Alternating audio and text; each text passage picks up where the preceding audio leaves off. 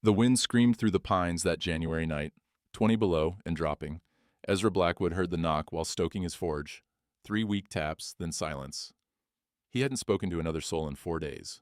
Didn't want to start now. The knock came again, fainter. When he opened the door, the child collapsed across his threshold. 9 years old, maybe. Her back showed belt welts through the torn dress, a silver buckle pattern stamped into frozen skin. One hand clutched a scrap of paper. He saw the words Brennan Homestead, 640 acres, before she whispered it. They beat me. Her lips were blue. Uncle says I'm his now. Ezra caught her before she hit the floorboards. Through the blizzard, a lantern bobbed into view a mile out. Coming fast, the rider would be here in 10 minutes, and Ezra Blackwood would have to choose between the law and the child bleeding in his arms. Ezra carried her inside and kicked the door shut. The forge coals glowed red in the corner. He'd been shaping a horseshoe when she knocked, the iron still hot on the anvil. He laid her on the bench near the stove, wrapped her in the wool blanket from his bed. It smelled of wood smoke and long silence. Her breathing came shallow. Frost had blackened 2 fingertips on her left hand. The welts on her back wept clear fluid where the skin had split. He'd seen men flogged in the war. This was worse. Smaller target, more rage behind it. He lit the lamp and examined her methodically. Broken nose, week-old, left eye swollen nearly shut, ribs intact but bruised deep. The belt marks wrapped around her sides like someone had swung for the kidney and didn't care what else they hit. When he reached for his own belt to add leather to the stove's kindling, she screamed, "Not the belt, please, not the belt!" Her good eye rolled white with terror. Ezra froze, then slowly unbuckled it and set it on the far table where she could see it wasn't moving toward her. "I'm not going to hurt you," he said quietly. His voice came out rough from disuse. "You're safe now." She didn't believe him. Her whole body shook, and not just from cold.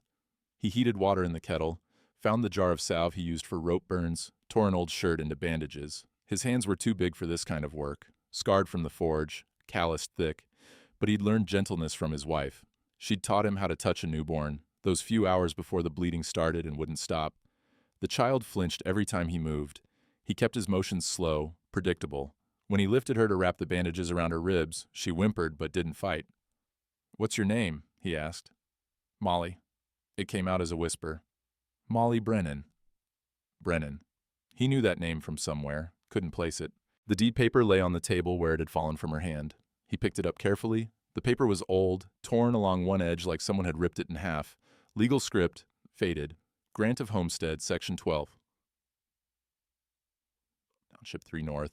William and Sarah Brennan, 640 acres, filed at 79. Expensive land, prime creek access, timber rights, flat enough for rail. "Where's your folks, Molly?" "Dead." She said it flat, like she'd said it too many times. "Wagon turned over last fall, wheel came off." "And your uncle?" Her face went tight with something worse than fear. "Uncle Silas. He says he's my guardian now. Says the land's his till I'm grown, and I'm never going to be grown enough." She touched her swollen eye. "He said if I told anyone, he'd do worse than this." The lamplight caught the silver buckle pattern again. Distinctive, ornate. 3 horses stamped in relief. Expensive belt for a man claiming guardianship of an orphan. Outside, hoofbeats crunched through frozen snow. The dog barked once, sharp. Ezra moved to the window. 2 riders now, not one. The first carried a lantern. The second wore a star that caught the light. Sheriff Boone, and a thin man in a black duster, surveyor's transit case strapped to his saddle. "That him?" Ezra asked. "Your uncle?" Molly nodded, her breath coming fast. The riders stopped 30 yards out. The thin man dismounted, brushed snow from his coat with the careful gestures of someone used to being watched. Even from here, Ezra could see the silver buckle at his waist. "Ezra Blackwood," the voice carried smooth over the wind. "I believe you have something that belongs to me." Sheriff Boone looked uncomfortable, his horse dancing sideways. "Ezra, we need to talk. Mr. Garvey here says his niece ran off after some discipline, says he's her legal guardian." Ezra glanced at Molly. She'd gone rigid, her good eye fixed on the door like it might burst open any second. He pulled his coat on and stepped onto the porch, pulling the door closed behind him. The wind bit through wool like it was nothing. Silas Garvey smiled. Up close, he had the look of a man who counted things. Property lines, timber board feet, the exact value of other people's desperation. His eyes flicked past Ezra to the closed door. "Now, Ezra, I can call you Ezra. There's been a misunderstanding. My niece, she's a troubled girl, headstrong, like her mother. Sometimes she needs correction, you understand. She ran off tonight, and I've been half mad with worry. He pulled a folded paper from his coat. I have the guardianship documents right here, legal and proper, signed by Judge Whitmore himself. Sheriff Boone cleared his throat. Ezra, if the papers are legal, let me see the girl first, Ezra said. Let me hear her say she wants to go back. Garvey's smile thinned. His eyes lingered on the deed paper visible through the window, and something hungry moved behind his face. That Brennan property document she's carrying? That belongs to me now, too, as her legal guardian. All very proper. He stepped closer. So, I'll ask polite-like, bring me my niece, and we'll forget this unpleasantness. Behind Ezra, through the door, he heard Molly whisper, Please don't make me go back. The church steps were crowded by noon the next day. Word traveled fast in Crooked Pine. A giant hermit defying a legal guardian made for good winter gossip. Father Matthias Dunn had called the meeting himself, ringing the bell in the measured Sunday rhythm that meant community business, not emergency. Ezra stood to one side with Molly pressed against his leg. She'd cleaned up some. Rose Tanaka from the telegraph office had brought a dress that almost fit, combed the tangles from Molly's hair with patient fingers. But the bruises showed clear in daylight, purple and yellow spreading down her jaw. Garvey arrived with Sheriff Boone and two men Ezra didn't recognize. Town merchants, by their clean coats and soft hands. Men who dealt in paper, not dirt. The crowd split down the middle without anyone saying so. Ranchers and their wives on Ezra's side, they knew what a beating looked like. The merchant class on Garvey's, they knew what legal documents looked like. And that mattered more. Father Dunn raised his hands for quiet. He was old, 70 if he was a day, but his voice carried like he was calling down judgment. We're here because a child showed up beaten half to death on a man's doorstep, and now two men are arguing over who has the right to her. He looked at Garvey. Silas, you claim guardianship. Present your case. Garvey stepped forward, all false concern. Father, I appreciate you calling this meeting. Transparency is important. He unfolded the guardianship document with a flourish. My brother William and his wife Sarah, God rest them, died 4 months ago when their wagon overturned. Tragic accident. As William's only living kin, I petitioned Judge Whitmore for guardianship of young Mary. Molly, Ezra said. Of Mary Brennan, and the court granted it. Legal and binding. He held up the paper. Sheriff Boone's eyes flicked over it, and he nodded slowly. Now, Garvey continued, I'll be the first to admit I'm new to raising children. I'm a businessman, not a father. Sometimes my discipline is firmer than it should be. I regret that. He looked at Molly with what might pass for remorse if you didn't look at his eyes. But she's my responsibility, my blood, and Mr. Blackwood, whatever his intentions, has no legal right to keep her from me. A murmur ran through the crowd. Ezra felt it shift, heard the words blood and legal doing their work. Martha Boone, the sheriff's wife, spoke up. That child's been beaten something awful, Silas. You're saying that's just discipline? Children need correction sometimes, Garvey said smoothly. My own father took a strap to me more than once, and I turned out fine. It's not pretty, but it's a guardian's right. Rights, one of the merchants muttered. Law's the law. Rose Tanaka pushed through the crowd. She was small, barely 5 feet, but people made room. Being the only Japanese woman in a Montana mining town taught you how to take up space. I'd like to hear from the child, she said. Garvey's smile flickered. She's 9 years old and traumatized. Children that age will say anything. Then you've got nothing to fear from her speaking, Rose said. Father Dunn nodded. Molly, can you tell us what happened? Molly's hand tightened on Ezra's coat. Her voice came out small but steady. Uncle Silas came after Mama and Papa died. He said he'd take care of me, but he didn't want me. He wanted our land. She pointed at Garvey's belt. That buckle, that's what made these. She turned her back, and someone in the crowd gasped as the dress pulled tight over the welts. That's the pattern, plain as day, a rancher's wife said. 3 horses. Garvey's face hardened. She's lying, or confused. Grief does strange things to children. She's got your belt marks on her back, Ezra said quietly. Prove it. Garvey's voice went cold. Prove I'm the only man in Montana with a silver buckle. Prove she didn't get those marks somewhere else, and blame me because she doesn't want discipline. He turned to the crowd.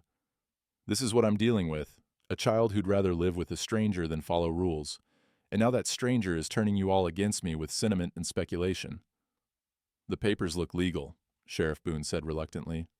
Judge Whitmore's signature is right there. Dated 2 weeks after the Brennans died. Fast work, Rose said, almost like he knew they were going to die. The air went still. Garvey's eyes locked on Rose. Careful, Miss Tanaka. Accusing a man of murder is serious business. I'm not accusing, Rose said, just noting the timing. Father Dunn stepped between them. Ezra, do you have any legal standing here? Any documentation that gives you the right to keep this child? Ezra's jaw worked. No, just common sense that says you don't send a beaten child back to the man who beat her. Common sense isn't law, one of the merchants said. Several others nodded.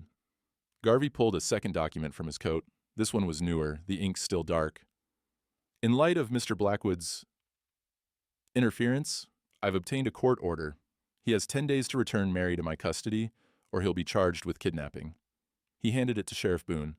I didn't want to do this, but he's left me no choice. Sheriff Boone read it over, his face going tight. It's signed by Judge Whitmore, dated yesterday. Yesterday, Rose repeated. How'd you get to the territorial capital and back in a blizzard? Telegraph, Garvey said. Judge was passing through Lewiston, 40 miles east. I rode out this morning after the girl ran. He smiled at Rose. You'd know all about telegraphs, wouldn't you, Miss Tanaka? Oh, wait, your line's been down for weeks. Terrible inconvenience. Rose's face went very still. Ezra felt the ground shifting under him. Legal papers, court orders, a judge's signature. The town was splitting in real time, half seeing a child who needed protection, half seeing a man breaking the law. Father Dunn looked tired. I can't overrule a court order. But Ezra, you've got 10 days. That's something. 10 days to what? Ezra asked. Find a lawyer, ride to the capital. It's 3 days each way in good weather, and there's another storm coming. Garvey adjusted his coat, the silver buckle catching lamplight. Time enough to do the right thing, Ezra, or time enough to lose everything you own. Your choice. He tipped his hat to the crowd and walked away, the merchants following. Sheriff Boone lingered, his hand on his pistol but his eyes apologetic. I'm sorry, Ezra, but if you don't return her, I'll have to arrest you. That's my job. Molly's hand found Ezra's. Her voice barely carried. I told you he doesn't lose. Through the dispersing crowd, Ezra saw Rose Tanaka staring at the telegraph office. Her face had gone calculating, and her fingers drummed against her coat in a pattern that sounded like Morse code. Father Dunn came to the ranch 2 days later, his horse laboring through snow that had drifted waist-deep overnight. Ezra watched him approach from the forge, where he'd been heating iron he didn't need just to have something to do with his hands. Judge Whitmore's in the territorial capital for 3 weeks, Dunn said, dismounting stiffly. The cold made his joints ache. Ezra could hear it in the way he moved. Legislative session. Won't be back till mid-February. That buys you time.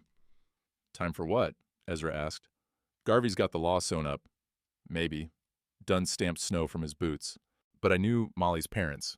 William Brennan worked the stamp mill before he filed his homestead claim. Good man. Careful. He paused. He came to confession once, maybe 2 years back. Said his brother Silas had been asking questions about the property, how much it was worth, whether William had a will, what would happen if both parents died. You think Garvey planned it? I think William was scared enough to confess it to a priest. Dunn's breath plumed white. And I think our church records are incomplete. I've been looking for William's baptismal record, marriage certificate, anything that might mention guardianship arrangements. Haven't found it yet, but I will. Inside the house, Molly was learning to knead bread. Rose Tanaka had brought flour and yeast, stood at the table showing her how to fold and press. The smell of it, warm, yeasty, alive, filled the small space. Rose looked up when the men entered. Father, Ezra. She dusted flour from her hands. Molly, keep folding. Feel how it changes under your fingers. Molly nodded, her face serious with concentration. The bruises were fading to green. The swelling in her eye had gone down enough that she could open it halfway. Rose gestured the men outside. On the porch, she kept her voice low. The telegraph line's been cut, she said. Not weather damage. Clean slice, about 2 miles east of town, right where it crosses Garvey's land. Ezra felt something cold settle in his chest. How long? 3 weeks, maybe 4. She pulled a scrap of copper wire from her pocket. I rode out this morning, found this near the cut. Tool marks on it, surveyor's pliers, the kind with the unique threading grip. Garvey carries surveyor's tools, Dunn said quietly. He does. Rose turned the wire in her fingers. Man cuts a telegraph line, it's usually because he doesn't want messages going somewhere, or coming back. The Capitol, Ezra said. Rose nodded. I can repair it. Used to help my husband maintain the lines at Fort Laramie. But if Garvey figures out I'm doing it, Sheriff Boone will have to arrest me for trespassing. She smiled without humor. Being the only Japanese woman in town already makes me suspicious. Don't need to give them more reasons. How long to fix it? 3 days if the weather holds, then another day to get a message to the Capitol. And back. She looked at Ezra. What do you want to ask them? If Judge Whitmore really signed those guardianship papers, Dunn said, or if someone forged his signature, can they tell from a telegram? Territorial Clerk's office keeps samples of all judges' handwriting, for exactly this reason. Dunn's face was grim. Frontier law runs on paper, makes it easy to fake if you know how. Molly appeared in the doorway, her hands white with flour. The dough's ready, Miss Rose, I think. Rose went inside. Ezra heard her voice, patient and warm. Good. Now we let it rise. Cover it with this cloth and set it near the stove. Warmth makes it grow. Like spring? Molly asked. Just like spring. Ezra and Dunn stood in the cold. The sun was setting early, the way it did in deep winter. Shadows stretched long across the snow. 3 days to fix the line, Ezra said. 4 days for an answer. That's 7 of my 10 days gone. And if the answer comes back that the signature's real, Dunn asked, then I'm a kidnapper, and she goes back to a man who beats her. And if it's forged, then Garvey's committed fraud, but he'll run before the law catches him and will never prove what happened to her parents. Inside, Molly laughed at something Rose said, a small sound, fragile as new ice. It was the first time Ezra had heard her laugh. Dunn put his hand on Ezra's shoulder. William Brennan told me something else in that confession. Said if anything happened to him and Sarah, I should make sure Molly went to a good man. Said there was someone he trusted, someone who'd saved his life once. He paused. He didn't give me a name, but I'm starting to think I'm looking at him. Before Ezra could answer, Rose came back out. Her face was different, sharper, decided. I'll fix the line tomorrow night, she said. Storm's coming in after that, might give me cover. If Garvey catches me, tell the sheriff I was checking for weather damage. Lie, if you have to. I'm not asking you to risk. You're not asking. I'm choosing. She looked back at the house, where Molly's shadow moved behind the window. That child's learning Morse code. Taught her help and safe this morning. She tapped it out 20 times, like she was memorizing a prayer. Rose's voice went soft. I know what it's like when nobody believes you. When the law's just a word men use to keep you quiet. She walked to her horse, mounted, then looked down at them. 3 days, gentlemen, then we'll see if truth still travels faster than lies.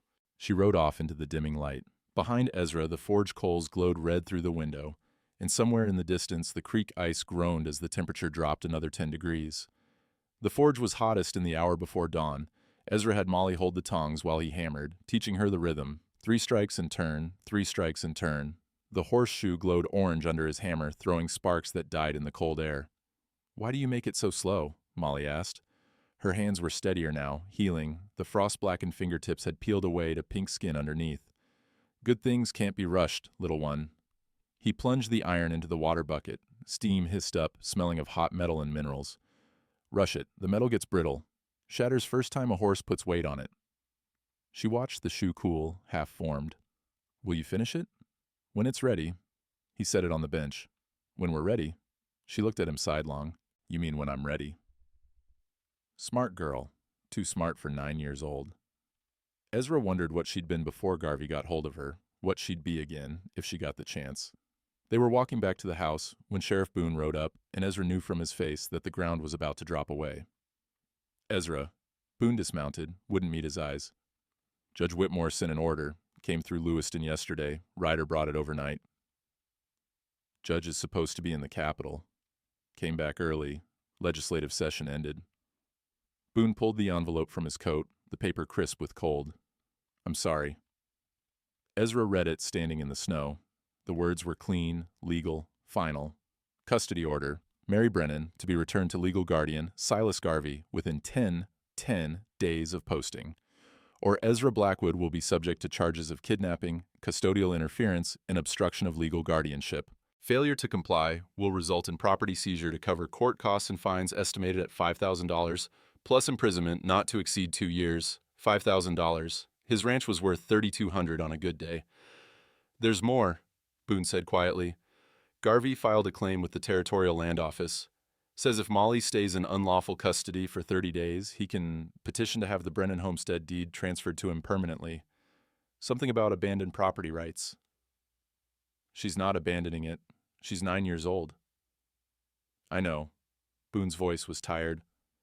But the law says a guardian controls a minor's property. If she's not in his custody, he can argue she's refusing guardianship, which makes the property abandoned. Ezra looked at the paper again, saw the trap clearly now. Garvey didn't just want Molly back, he wanted her gone. Back in his custody long enough to break her, to make her disappear the way others had disappeared. Then the land would be his, clean and legal. How much is that homestead worth? Ezra asked. To Garvey? Boone glanced toward town. Rail company's been surveying through Section 12 for 3 months. Right-of-way through there is worth 8, maybe 10,000. He paused. William Brennan's wagon went off the road in September. Wheel came off on a flat stretch where wheels don't come off. I wrote it up as an accident because that's what it looked like. But I've been thinking about it. And I found the wheel hub last week when the snow melted some. Bolt threads were filed. Not worn, filed. Boone's jaw worked.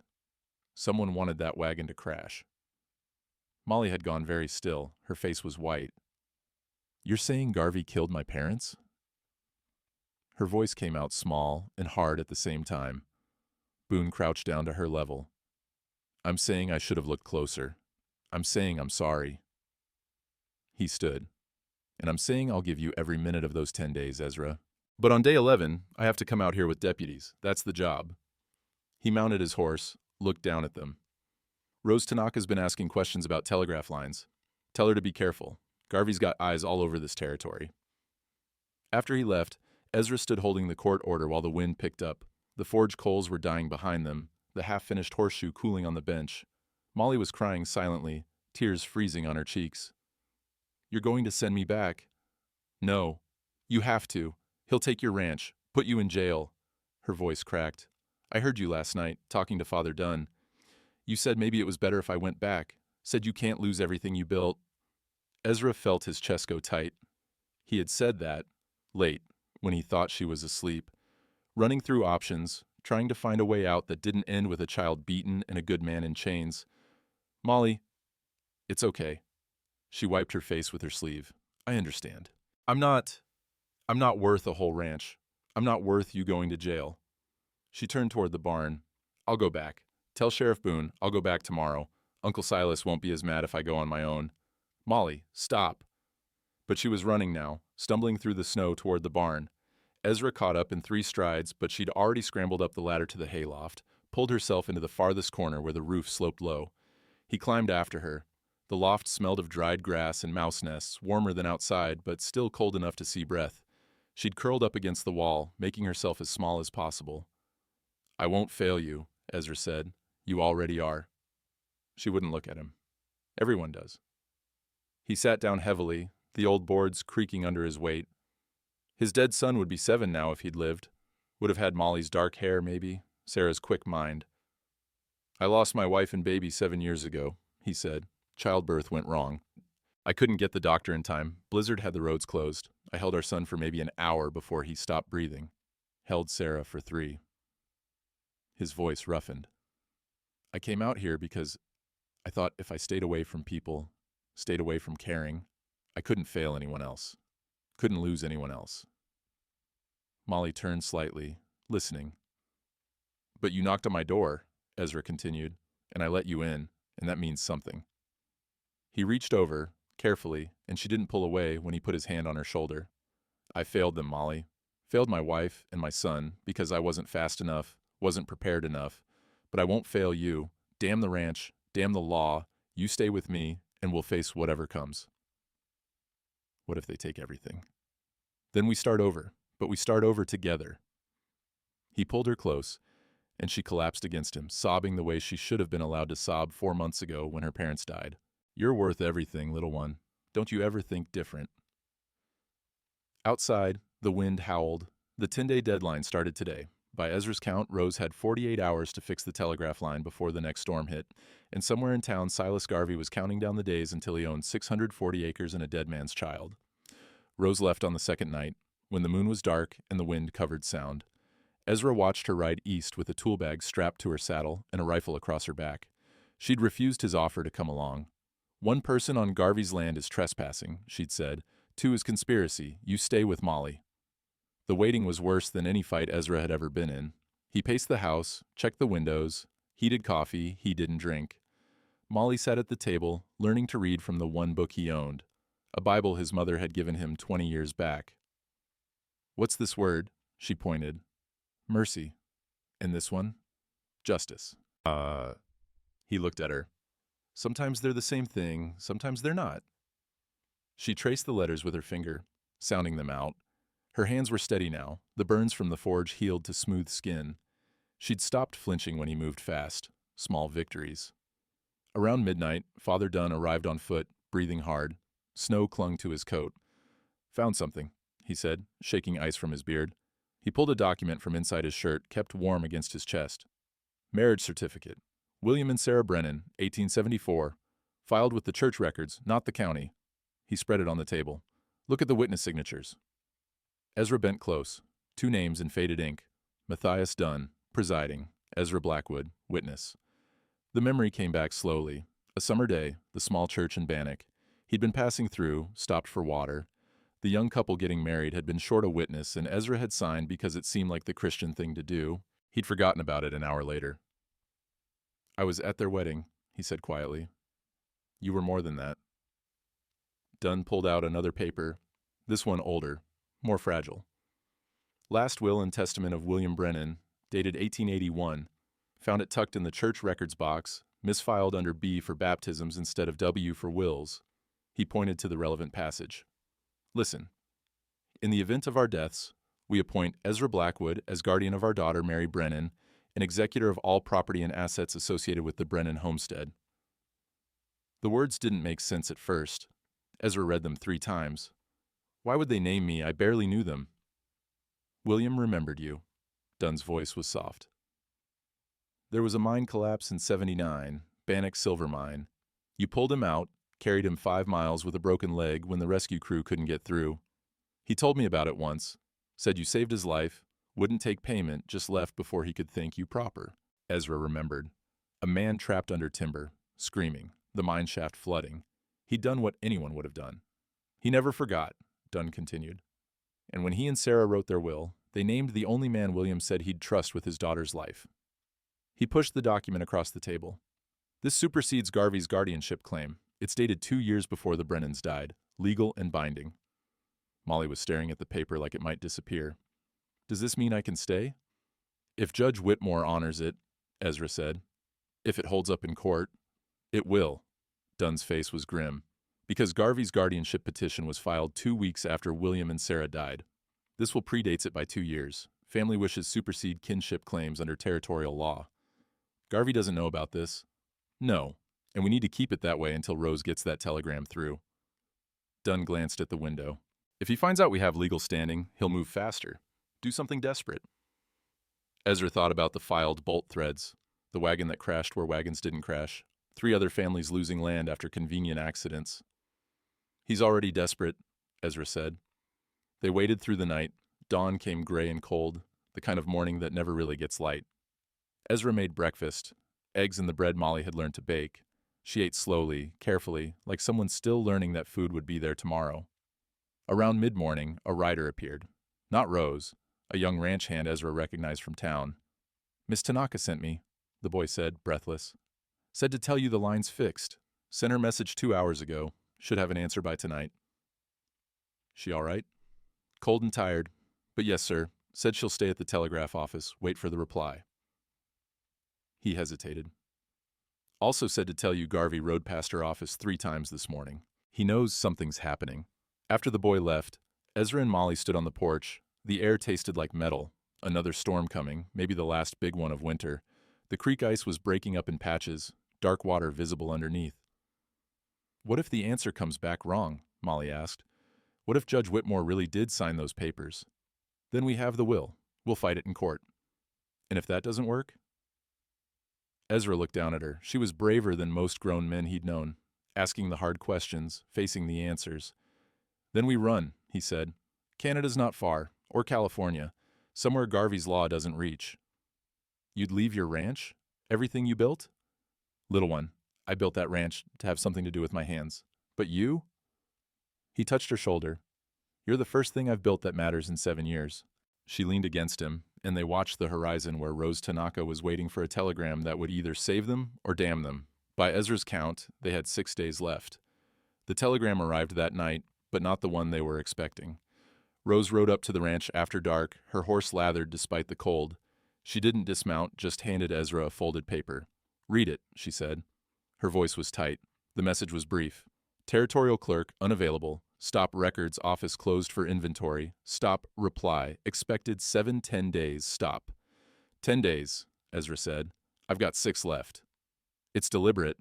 Rose's hands were shaking, though whether from cold or rage he couldn't tell.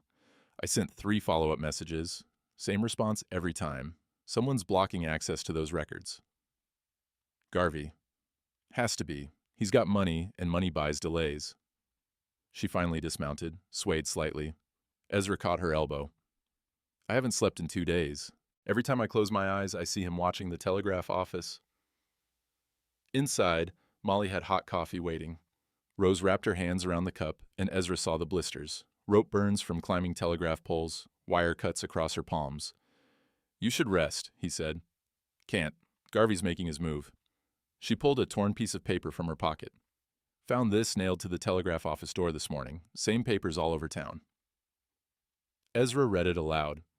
Citizens of Crooked Pine, I call your attention to the matter of Ezra Blackwood, who continues to harbor my niece against legal court order.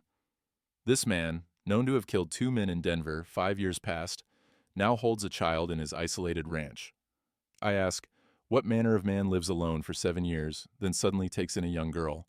The law says she is mine to raise. Common decency says we should question his motives. S. Garvey. The implication hung in the air like smoke. He's turning the town against you, Rose said, calling you a predator. Molly's face had gone white. That's not true. Ezra's not. He would never.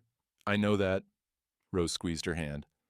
But fear spreads faster than truth, especially when a man with money is spreading it. Father Dunn arrived an hour later with worse news.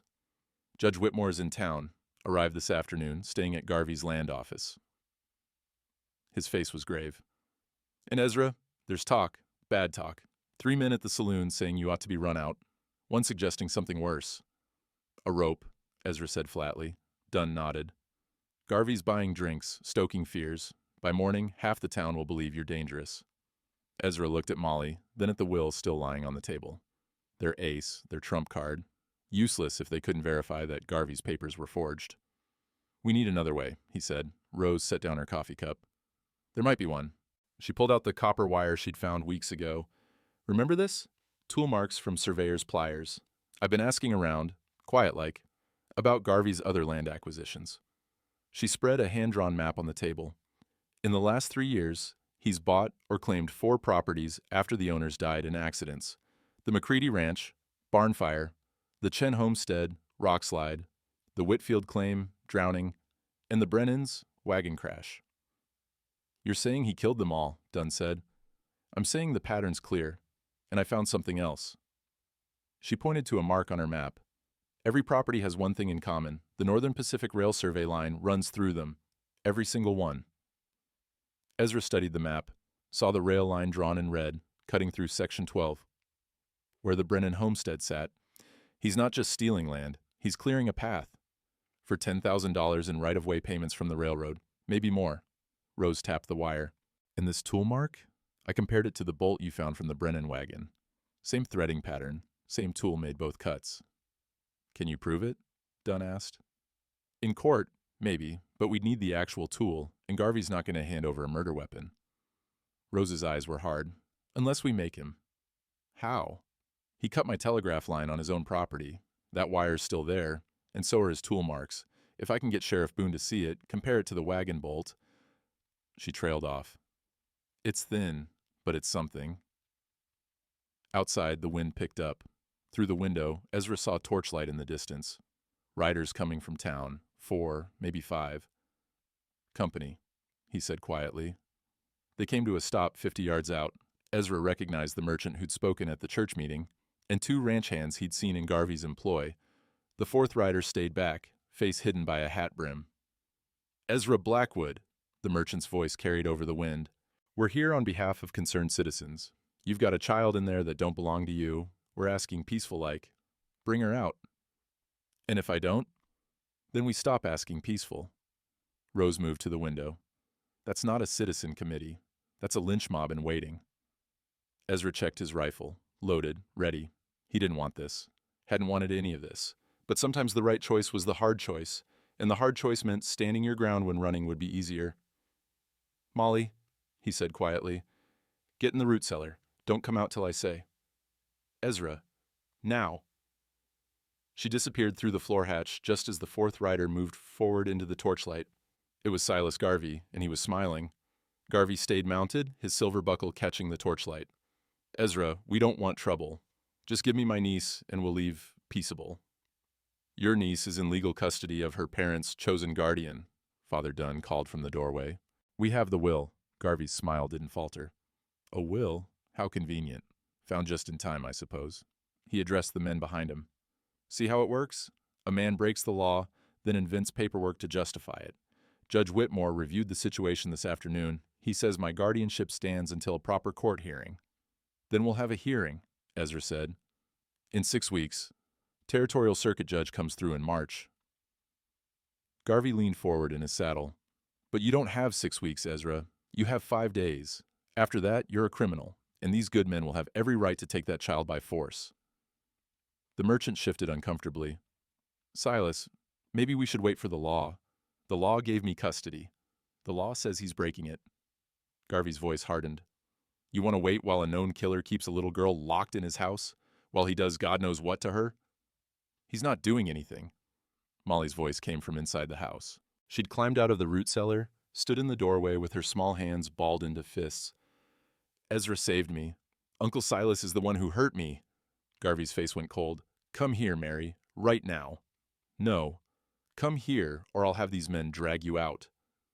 Molly looked up at Ezra, and he saw the question in her eyes. Will you let them take me? Before he could answer, Rose stepped onto the porch. Gentlemen, before you do something you'll regret, you should know I've sent a full report to the Territorial Marshal. Details about 4 suspicious deaths, all on properties Mr. Garvey now owns, including evidence of tool marks matching his surveyor's equipment. That's slander, Garvey said, but his voice had lost its smoothness. It's investigation, and if anything happens to Ezra Blackwood or Molly Brennan tonight, that report goes directly to the Federal Land Office. Rose held up a paper. Already written, already sealed, my insurance policy. The merchant looked at Garvey. You didn't say nothing about murders. There were no murders. These people are desperate, making up stories. Then let's examine your tools, Rose said. Right now, compare the threading on your surveyor pliers to the marks on that telegraph wire. Garvey's hand moved toward his coat, and Ezra saw the shape of a pistol underneath. The merchant saw it too, took a step back. Silas, the merchant said slowly, maybe we should let the law sort this proper. The law has sorted it. I have legal papers. They have accusations and a questionable will. Garvey looked at Molly, and something ugly moved behind his eyes. You've got 5 days, Ezra. Then I'm coming back with Sheriff Boone and a court order to seize this property, and when I do, that child's coming with me, whether she wants to or not. He wheeled his horse and rode off. The other men followed, but slower, glancing back with doubt on their faces. Father Dunn waited until they were out of sight. That report Rose mentioned, does it actually exist? I wrote it an hour ago, Rose said. Whether anyone would read it is another question. Inside, Molly was shaking, not from cold, from something deeper. Ezra knelt beside her. I should go back, she whispered. If I go back, he won't hurt you, won't take your ranch. Molly, he'll kill me. She said it matter of fact, the way she might say it would snow tomorrow. But he'll do it quiet, make it look like an accident, like Mama and Papa, and then it'll be over, and you can keep your home. Ezra pulled her close. She felt so small against his chest, this child who'd survived more than most soldiers. "Listen to me," he said. "You're not going back. Not today, not in 5 days, not ever. I don't care what papers Garvey has or what threats he makes. You're staying here. But your ranch is just land. You're a person." He held her at arm's length, looked her in the eyes. "My wife used to say, the measure of a man isn't what he owns, it's what he's willing to lose for someone else. I lost her and our baby because I couldn't save them. But I can save you, and I will."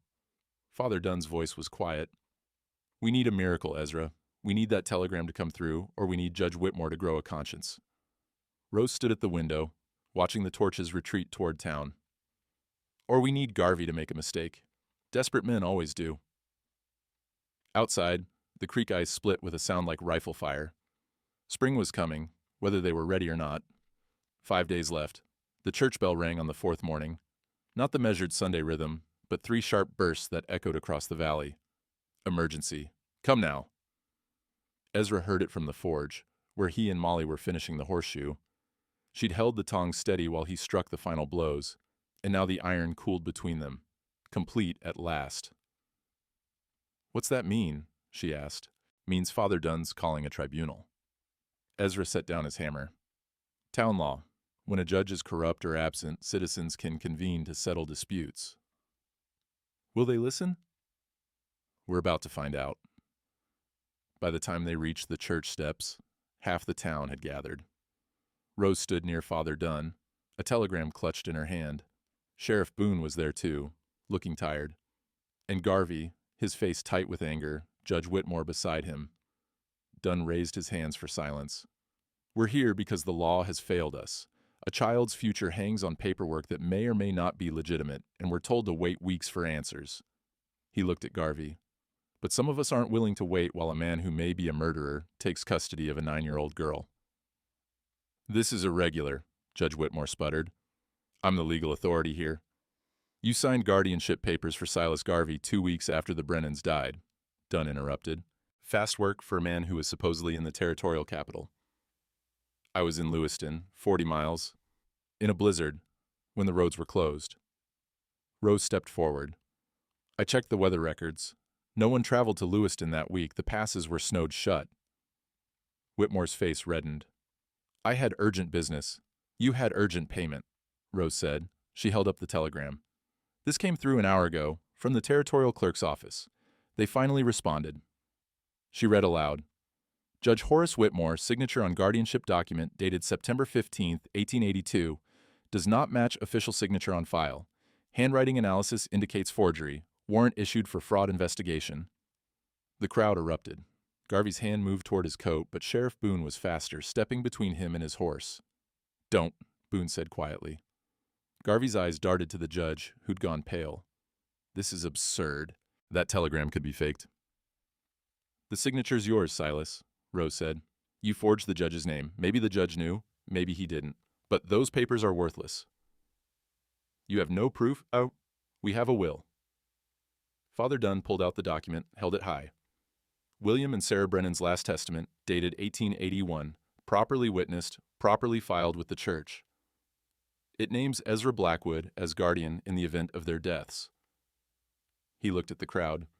"This supersedes any guardianship claim by blood relation. The Brennans chose who they wanted to raise their daughter, and it wasn't Silas Garvey." Garvey's composure cracked.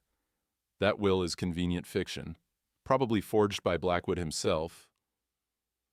"I witnessed the Brennans' marriage," Dunn said. "And I watched William write this will 2 years later. It's legitimate." "Then why wasn't it filed with the county?" "Because William didn't trust the county clerk. He'd heard rumors that land records were being altered, that men were dying and their properties changing hands too quickly," Dunn's voice carried across the churchyard. "He was right to be suspicious. Wasn't he, Silas?" Garvey took a step back. "I don't have to stand here and be accused. You killed them." Molly's voice cut through the murmur. She stood on the church steps, small but steady.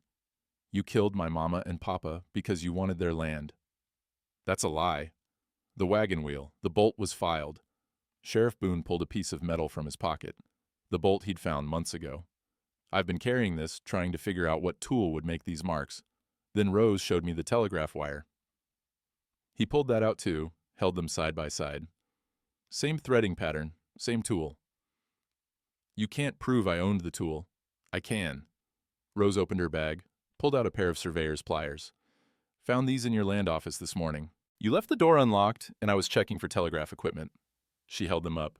The threading matches exactly. You broke into my office. That's illegal. So is murder, Boone said. He pulled out a pair of iron shackles. Silas Garvey, you're under arrest for fraud, forgery, and suspicion of murder in the deaths of William and Sarah Brennan. Garvey lunged for his horse, got one foot in the stirrup before Boone grabbed his collar and yanked him back. They went down in the snow together, Garvey thrashing, Boone holding firm. I'll fight this, Garvey snarled as the shackles closed around his wrists. I have money. I have lawyers. You have nothing. Father Dunn's voice was cold. The railroad company's been notified that the right-of-way through Section 12 is under legal dispute. They've withdrawn their offer. Your creditors know. By tomorrow, you'll have nothing but a jail cell. Boone hauled Garvey to his feet. The crowd parted as he led him toward the sheriff's office, and Ezra saw something he hadn't seen in weeks. Townspeople looking at Molly with sympathy instead of suspicion. Judge Whitmore tried to slip away, but Martha Boone blocked his path. Where do you think you're going, Your Honor? I have business in the capital. You have questions to answer, she said. About how many of Garvey's documents you signed, and how much he paid you. The judge sagged, suddenly old. Father Dunn turned to the crowd. Under territorial emergency law, I'm convening this tribunal to recognize the Brennan will as legitimate and binding. All in favor of granting full guardianship of Molly Brennan to Ezra Blackwood, say aye. The ayes rang out, not unanimous, but strong. Enough. Opposed. Silence. Then it settled. Dunn pulled out adoption papers he'd prepared that morning. Ezra Blackwood, do you swear to raise this child as your own, to protect her and provide for her to the best of your ability? Ezra's throat was tight. I do. Molly Brennan, do you accept Ezra Blackwood as your guardian and father? Molly looked up at Ezra, her eyes bright. I do. Then by the authority vested in me by the church and this assembled community, I declare this adoption legal and binding. Dunn signed the paper, handed it to Ezra. She's yours, legally, properly, finally. The crowd applauded. Rose was crying. Even Sheriff Boone, watching from the jail door, nodded approval. Ezra knelt down, and Molly threw her arms around his neck. Can we go home now? She whispered. Yeah, little one. We can go home. They walked back to the ranch together, Rose and Father Dunn alongside them. The sun was breaking through the clouds, the first real warmth they'd felt in months. At the forge, the completed horseshoe waited. What do we do with it? Molly asked. Ezra picked it up, still warm from the morning's work. We hang it above the door, means family lives here? She took one end, he took the other, and together they carried it to the house. The nail went in clean, and the horseshoe hung straight and true, catching the light. Behind them, the creek was running full for the first time since winter. The ice had broken. Spring was here. The paperwork took 3 weeks to finalize. Territorial clerk had to verify the will, countersign the adoption, transfer the homestead deed from the Brennan estate to Ezra as executor and guardian. Rose handled the telegraph correspondence, sending and receiving messages that slowly, methodically unwound Garvey's web of fraud. They found evidence of 5 other properties, not 4, that Garvey had acquired through suspicious deaths. The territorial marshal opened investigations into each one. Judge Whitmore resigned before he could be formally charged, fled to California. Nobody missed him. Garvey himself sat in the county jail awaiting trial. Murder charges for the Brennans, fraud for the forged documents, conspiracy for the rest. Sheriff Boone said he'd stopped talking after the first week, just sat in his cell staring at the wall like a man watching his empire crumble to dust. Ezra didn't think about him much, had more important things to tend to. The ranch work came back into rhythm. Calving season started in March, and Molly learned to bottle feed the orphaned calves, her small hands steady on the glass. She named each one, wrote the names in a ledger Ezra bought her from the general store. Pansy, Clover, Stub, Patch Jr. You can't name livestock, Ezra said, but without conviction. Why not? You named your dog. That's different. How? He didn't have a good answer for that. Rose came by twice a week, teaching Molly to read and cipher. The girl took to numbers like she'd been born for them. could calculate feed costs and cattle prices faster than Ezra could write them down. Rose said she had a mind for telegraphy, offered to train her when she got older. She could run the office someday, Rose said one afternoon, watching Molly practice Morse code on the table with her fingers. Better future than ranching. Nothing wrong with ranching, Ezra said. Nothing right about it either when you're breaking your back for pennies. But Rose smiled when she said it. She'd grown fond of them both, this makeshift family that didn't look like any family the town had seen before. Father Dunn visited on Sundays, always staying for dinner. Molly had learned to cook from Rose.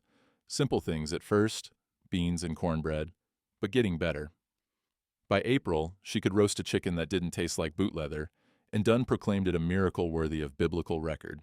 "The Lord works through small hands," he said, and Molly beamed. The town's attitude shifted slow, the way ice melts, not all at once, but steady. People nodded to Ezra on the street now instead of crossing to avoid him. Martha Boone invited Molly to her daughter's birthday party.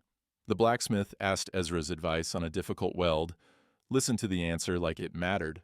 It wasn't forgiveness, exactly, more like permission to start over. One evening, in late April, Ezra and Molly rode out to check the fence line on the north pasture. The grass was coming in green, dotted with lupine and Indian paintbrush. The air smelled of warm earth and possibility. Molly had taken to riding like she'd been born in a saddle, sat straight, hands light on the reins, reading the horse's mood through her legs. Ezra had given her his gentlest mare, a gray named Silver who'd carried his wife on their last ride together 7 years back. "Think the calves will sell good this year?" Molly asked.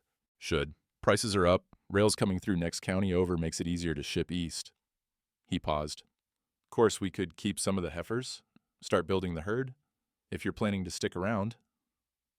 She looked at him sidelong. "Where else would I go?" "Nowhere. Just making sure you know you've got choices. Rose's offer about the telegraph office. That's a good one. Steady work, indoor." "Don't want indoor. Want this." She gestured at the hills rolling away toward the mountains. "Want to see things grow. Want to make something with my hands, like you taught me." Ezra felt something warm settle in his chest. "Your mom and papa would be proud, the way you've come through this." "You think they're watching? From heaven?" "I do." "Then they see you too. See what you did for me." She was quiet a moment. "You think they forgive you?" "Forgive me for what?" "For taking so long to be my papa." His throat went tight. He'd never asked her to call him that. Papa. She'd started on her own, weeks back, casual as breathing. He hadn't corrected her. "I think they're grateful," he said finally. "Same as I am." They rode in comfortable silence, checking fence posts and counting cattle. The sun was setting when they turned back toward the ranch, painting the sky orange and pink and gold. The house looked different now, less like a hermit's hideout, more like a home. Molly had planted a garden in the side yard, neat rows of potatoes and carrots and beans. Rose had brought curtains for the windows, cheerful yellow fabric that caught the light. The horseshoe above the door gleamed in the last rays of sun. After dinner, stew that Molly had made mostly herself, with only a little help, they sat on the porch and watched the stars come out. The dog lay between them, snoring. The creek sang its spring song high and clear. "Papa?" Molly's voice was soft. "Can I ask you something?" "Anything." When you opened the door that night, when I was on the porch, and you didn't know me, why'd you let me in? You could have shut the door. Could have told me to go away." Ezra thought about it. Remembered the wind, the knock, the choice that had changed everything. "I suppose I was tired of being alone with my ghosts," he said. "And you looked like you needed someone who wasn't." "Wasn't what?" "Alone with their ghosts." She leaned against his shoulder. "We're not alone anymore." "No, we're not." They sat like that until the cold drove them inside. Molly went to bed in the small room Ezra had built for her. Just a partition and a curtain, but hers. He heard her talking to herself as she settled in, practicing the multiplication tables Rose had taught her. He stayed up, working on the ranch ledger by lamplight. The numbers were better than they'd been in years. Turned out having help meant getting more work done, and more work meant more income. He'd be able to hire a hand come summer, maybe two, build a proper addition to the house, fix the barn roof before next winter. Plans. He hadn't made plans in 7 years. Outside, an owl called. The dog woofed in its sleep. Molly's voice drifted through the curtain. 7 times 8 is 56. 8 times 8 is 64. 9 times 8 is... She trailed off, already dreaming. Ezra closed the ledger and banked the stove. Checked that the door was barred. Old habit, though there was nothing to fear now. The horseshoe above it caught his eye, and he reached up to touch it, still warm from the day's sun. Good things can't be rushed, he told Molly. But when they came, when you built them right, with patience and care, and hands that didn't give up, they lasted. He looked at the curtained room where his daughter slept. His daughter. Not by blood, but by choice. By the kind of bond that mattered more than any paper or law. Tomorrow they'd work the south pasture. Next week, they'd ride to town for supplies. Next month, the cattle would be ready to sell. Next year, who knew? But tonight, they were home. And that was enough. Now, I ain't one to say everything works out fair in this world. Seen too much to believe that. Good people die young, bad people get rich. The law protects the powerful more often than it protects the powerless, and that's just the way of things. But sometimes, not often, but sometimes, the right choice finds the right person at the right time. And when it does, you'd best pay attention, because those moments are what make the rest of it bearable. Ezra Blackwood didn't have to open his door that January night. Could have stayed inside with his ghosts and his silence, let the child freeze on his porch. Told himself it wasn't his problem. Nobody would have blamed him. Man's got a right to his solitude. But he opened it, and Molly Brennan didn't have to trust a giant stranger who looked like he could break her in half without trying. Could have run back into the blizzard, taken her chances with the cold instead of with another man's hands.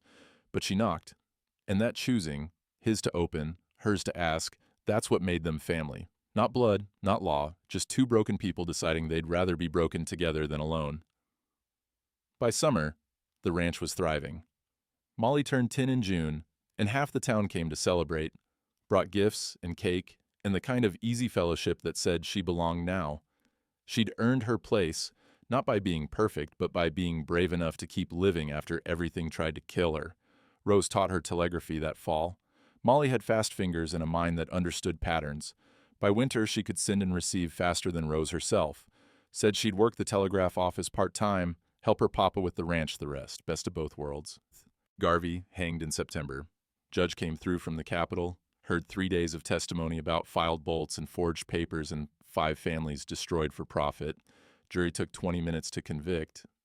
Garvey didn't say anything when they read the sentence, just stared at Ezra with eyes that couldn't understand how he'd lost to a man who owned nothing but a ramshackle ranch and a second-hand daughter. Ezra didn't attend the hanging, stayed home with Molly, teaching her to shoe a horse. She was strong enough now to hold the gelding's legs steady while he worked, patient enough to learn the craft proper. "Why didn't you go watch?" she asked. "After everything he'd done."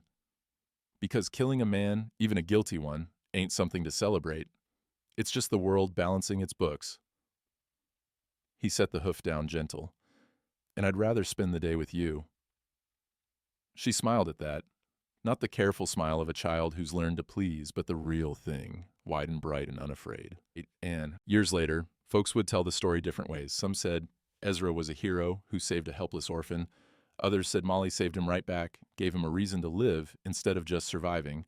Arguments over it could last whole evenings at the saloon. Truth was simpler than either version. They'd saved each other the way people do when they're desperate enough to try. Spring came every year after that, reliable as sunrise. The creek thawed, the grass grew green, the cattle fattened on good pasture. Molly grew tall and strong, learned to read the weather and manage accounts and swing a hammer true. Took over more of the ranch work as Ezra's joints stiffened with age. On warm evenings, they'd sit on the porch, same spot where it all started, and watch the swallows nest in the barn eaves. The horseshoe above the door had weathered to a dull gray, but it hung straight and solid, reminder of what they'd built together. "Think you'll ever forget that winter?" Molly asked once, maybe 15 years old by then, looking more like her mother every day. "Don't want to forget," Ezra said. "Forgetting means we don't learn from it." "What did you learn?" He thought about that, about doors and choices and the difference between law and justice, about how the hardest thing in the world is trusting someone when trust has only ever brought you pain. "Learned that good things can't be rushed," he said finally, "but they're worth waiting for, worth fighting for, worth opening your door in a blizzard for, even when you don't know what's on the other side." She leaned against his shoulder, comfortable as breathing. "I'm glad you opened it." "Me too, little one, me too." The sun set over the mountains, painting the world in shades of gold and amber. The creek sang its endless song. Somewhere in the distance, a meadowlark called. And above the door, The horseshoe gleamed in the last light. Not just metal anymore, but proof that broken things can be mended, that families can be chosen, and that sometimes the right door opens at exactly the right time. Spring always comes, if you're patient enough to wait for it, and it always brings something worth keeping.